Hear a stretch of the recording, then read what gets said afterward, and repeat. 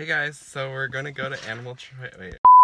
Hey guys, so we're gonna go to Animal Tracks right now, so let's go!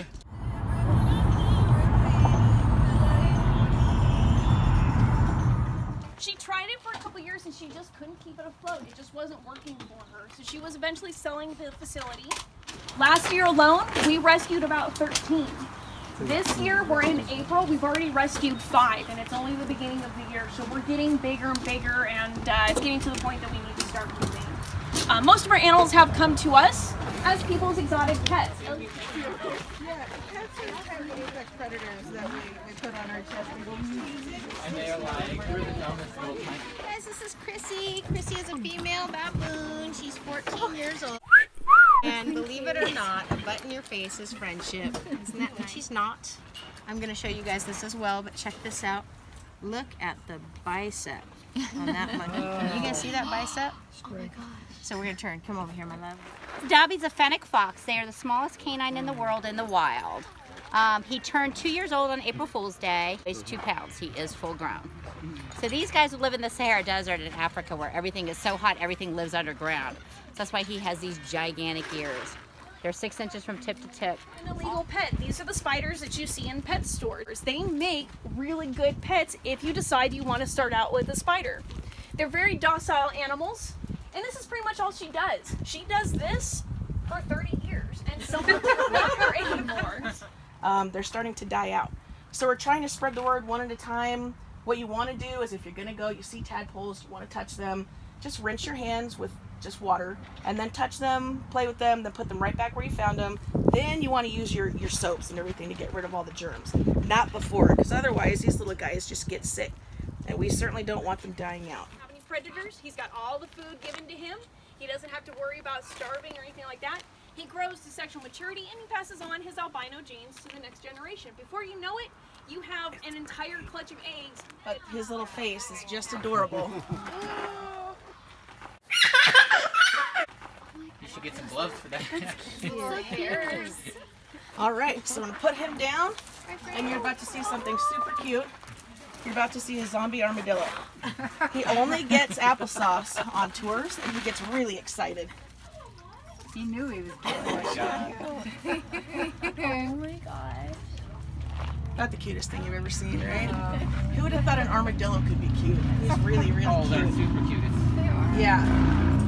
And then if you guys if you can get under his shell and feel that butt fat, super soft, and you'll realize why he needs that shell, because he's so soft under there that if he didn't have that, anything could grab him and tear right into him. Captivity. So what we try to explain to people is we all want to help the wildlife, but when they start associating people with food, just because we're nice doesn't mean that the next people they meet are going to be nice as well. So you can feed them as long as it's the right food to feed them. Just don't have them associate you with food and then it's okay. So Little Bear is a hooded skunk. He's got more of the white on him than the stereotypical black and white stripe. And everyone is scared of skunks. They just assume a skunk is going to spray you just because. They don't want to spray you unless they absolutely have to. And that's because they have a limited amount of spray in them and then they basically have to recharge. They don't want to have to do that. They're really, really vulnerable at that point. So we have little Gizmo. He comes out and he's wonderful. He's probably going to start biting my hat because he claims this hat is his own, but it's mine. So these guys, just like the skunk, they're great to have around. They take care of everything that you really don't want in your yard. So like the bugs, trash, dead things, rotten fruit, he'll go ahead and take care of all that for you. You don't have to worry about it. For whatever reason, people seem to think that they're rats and that they're dangerous and that they're aggressive. Not the case. Marsupials, just kind of like kangaroos. These are North America's only marsupials, meaning they carry their young in a pouch. And he's full grown? He's full grown. He's only about a year old. Now they only live about 1 to 3 years in the wild. Here we had one live to 4, but that's They have absolutely no fear. They would run right up to a coyote and say, "Hey coyote, I'm a ferret." And that coyote would say, "Great," and then just eat the ferret. So the chances of them surviving in the wild would never work. The only known population we know of domestic wild ferrets is in New Zealand, and that's because there are no natural predators out there. Here we've got coyotes, we've got snakes, we've got dogs, we've got all kinds of animals that would eat them. Nevertheless, Fish and Game does not want them here. But they can make good pets. For those of you who have had one, yes, they do make good pets. They're better than hamsters. You just can't have one. Scout here came to us as a movie animal. He was supposed to be with a pack of wolves running in a scene, and they noticed he wasn't keeping up and didn't understand why. Took him to the vet. He has spinal stenosis, so he's got a pinched nerve in his back. Vet doesn't quite know what to do, because if he cuts it out, then it's just going to grow back, and he's gone through the surgeries for no reason. That's more risk and more, more pain. We don't really want him to go through that. So we just monitor him, and if he has a rough day, we just give him half a pain pill, and it seems to keep him comfortable. Just kill that 2-year-old. So now they don't tend to adopt them out very much because they don't want to take on them. So you guys know what a guinea pig is? Wrong, because they're not done growing yet, so that's how they trick you guys. So she is very, very smart. She's actually one of the smartest animals we have for you guys.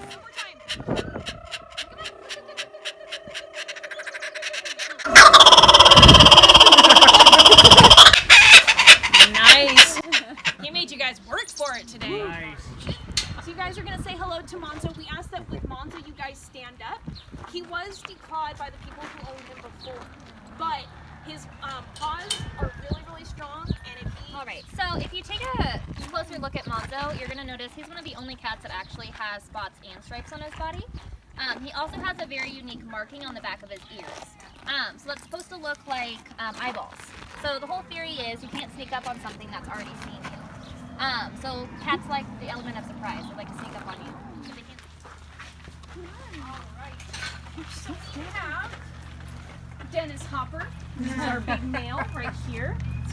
We have little Miss Bellaroo. She's our female red kangaroo. And then we have little Winston. Winston is our wallaby. And they're just gonna eat and hang out. Hey guys, so we just finished our tour and we learned a lot about the animals here and how they can be loving too. So now we're back home. We hope you guys enjoyed us touring Animal Tracks, and we hope you guys learned more about wild animals. That's the end of our vlog. Thanks so much. So our goal is to show the viewers in our video how wild animals are not as dangerous as people distinguish them. Okay. And we also want to bring joy to the viewers. So what is your goal when you work at Animal Tracks? What is my goal at Animal Tracks? Yeah. It's basically to show people that they share our world with us. These animals are really, really important to our futures and to our environments. We're also trying to show people that even though wild animals can be sweet, they're not meant to be our pets. They're not domesticated enough for that type of thing. Most zoos, you only get to see the animals from afar. We're here to show you, to give you a hands-on interaction with the animals, to get you to appreciate them a little bit more, so that when you go away after our visit, that you are kind of a little bit more aware of the world around you and how what you do affects not only other people, but the environment, and that also is going to affect the animals as well.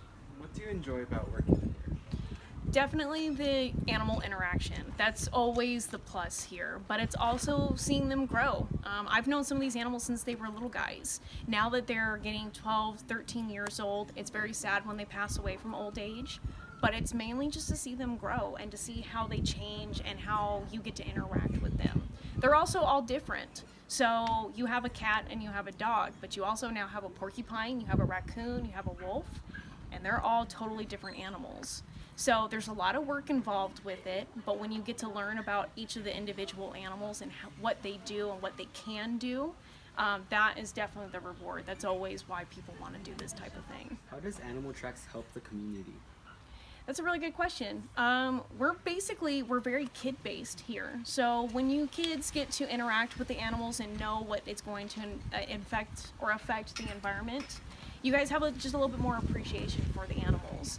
Things are changing now. So the more that we can get you more interacted with the animals, we're so technologically based that we kind of forget that these animals are really just in our backyard.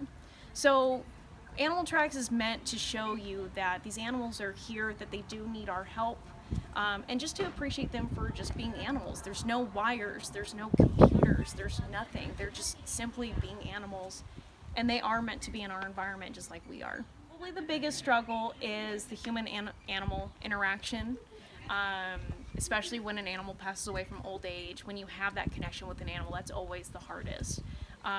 It's a lot of physical labor as well. A lot of people think that we're just sitting here playing with animals all day long, but there's a lot of work from 8 a.m. to about 5 o'clock. We are cleaning cages, you know, doing laundry, doing dishes, all that stuff. But yeah, the main thing is the human interaction, making sure that the animal's having fun, that you guys are having fun, and that it's done in a safe way, that you guys can both go away from it and enjoy the experience. Why is keeping wild animals safe and happy important? It just makes their quality of life better. A lot of these animals are going to live for 20 to 40 years. So if they're going to unfortunately be in captivity, then they need to have a really, really happy life. Quality of life is always the main thing that we want to do here, that a zoo wants to do. An animal can live for 20 years, but if it doesn't have a good quality of life, is that really worth it to them? So we're here to make sure that the animals are healthy, that they're happy, that they have to be in captivity, but they have a family, they have someone who loves them, they don't have predators, they're never going to starve, they're never going to run out of food or water, and it just makes them a much happier, well-rounded animal. Nick doesn't get a whole lot of love either. Love Britney Spears. And Yeah. Yes, That was not the snake. She was dancing around with a 7-foot snake. So you have to give her a little bit of credit because that's still a heavy snake that you're dancing an entire song to. So yes, that's good. I'm glad you guys had fun. Thank you. Thank you guys so